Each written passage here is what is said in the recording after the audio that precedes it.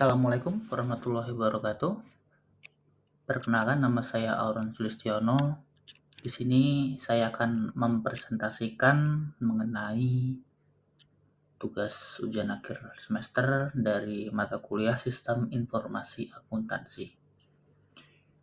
Yaitu yang saya angkat berjudul Optimalisasi Pengelolaan Tanah dengan Sistem Informasi Akuntansi dengan Studi Kasus Kantor Pertanahan Kabupaten XYZ.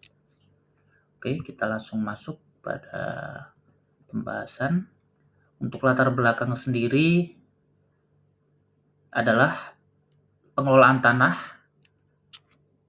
saat ini sangat penting untuk pembangunan infrastruktur dan pengembangan khususnya kawasan perkotaan ataupun pedesaan. Di mana kantor pertanahan di Kabupaten XYZ menghadapi tantangan utama. Yang pertama adalah proses pengelolaan tanah masih manual, jadi belum yang sistemik, belum yang termanage secara struktur. Yang kedua adalah keterlambatan pengolahan data. Ini masih berelasi dengan yang pertama tadi, yaitu karena memang masih dilakukan secara manual. Lalu yang ketiga adalah ketidakakuratan serta keterbatasan mengenai akses informasi yang ada mengenai informasi seputar pertanahan seperti itu.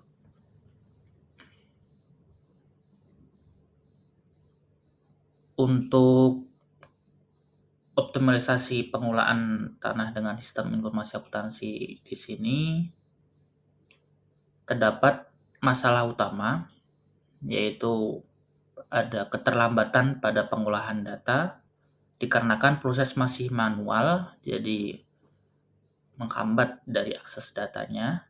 Lalu ada ketidakakuratan data, di mana pengolahan data atau pengelolaan data fisik beresiko salah pada pencatatan atau penulisannya. Dan yang ketiga ada keterbatasan akses informasi. Data tidak terintegrasi antar satu data dengan data yang lain, yang berdampak menghambat pengambilan keputusan. Untuk solusi yang ditawarkan adalah penerapan sistem informasi akuntansi atau SIA yang berbasis teknologi yang bertujuan untuk meningkatkan efisiensi, meningkatkan akurasi, serta transparansi data dalam pengelolaan tanah di Kabupaten XYZ. Untuk fitur utama dari rancangan ini ada menjadi 3 poin utama. Yang pertama adalah perencanaan tanah dengan GIS. Di sini visualisasi data geografis untuk perencanaan yang lebih akurat. Lalu ada sistem pengadaan tanah terintegrasi. Pencatatan otomatis mengurangi kesalahan serta meningkatkan efisiensi. Dan yang ketiga ada pengelolaan aset tanah yang terpusat, di mana sistem database dibuat terpusat untuk memudahkan dan menyeragamkan atau penyampaian informasi data itu menjadi legit, menjadi firm ketika diakses seperti itu. Lalu ada manfaat di sistem informasi akuntansi di sini. Yang pertama ada efisiensi, pengolahan lebih cepat, prosesnya jadi lebih cepat, di mana mengurangi waktu transaksi yang ada. Lalu ada akurasi data, pembaruan data real time yang meningkatkan kualitas keputusan. Selanjutnya ada dari sisi transparansinya, di mana data lebih mudah untuk diakses, lalu untuk meningkatkan akuntabilitas. Lalu yang keempat ada keamanan data. Dari sisi keamanan data, untuk pelindungan data sendiri dienkripsi dan terdapat audit trail di sana. Jadi ketika ada suatu fraud yang terjadi atau mungkin ada suatu kendala terjadi, bisa terdeteksi ini di bagian mana. Ini terjadi di proses yang sebelah mana, seperti itu. Untuk rekomendasi yang bisa diberikan yaitu ada peningkatan infrastruktur IT,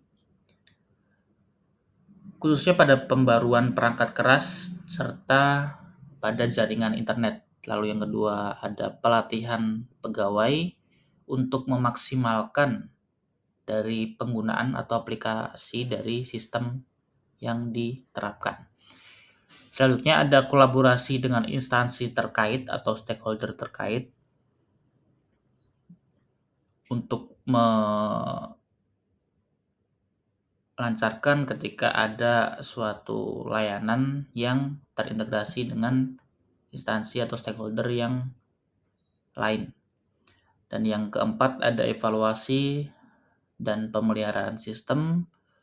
Dilakukan pemeliharaan secara rutin untuk memastikan aplikasi atau sistem ini berjalan dengan optimal dan sesuai dengan harapan. Kesimpulan yang dapat ditarik di sini kita